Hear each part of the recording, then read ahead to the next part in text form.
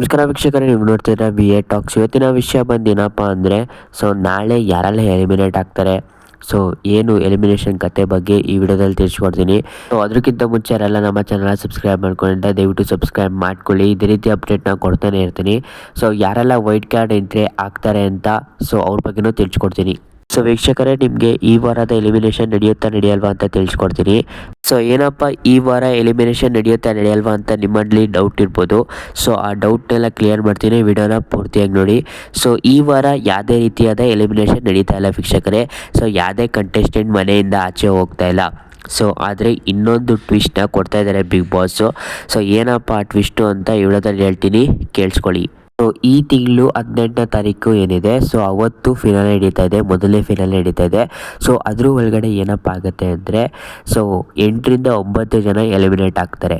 ಇದು ಮಿಡ್ ವೀಕಲ್ಲಿ ಆಗುತ್ತೆ. ಅದರ ನಂತರ ಲೈಕ್ 20 to 23rd ಗಂಟ ವೈಟ್ ಕಾರ್ಡ್ ಎಂಟ್ರಿ ಆಗುತ್ತೆ. 5ರಿಂದ 6 ಜನ ವೈಟ್ ಕಾರ್ಡ್ ಎಂಟ್ರಿ ಆಗಿ ಬರ್ತಾರೆ ವೀಕ್ಷಕರೇ.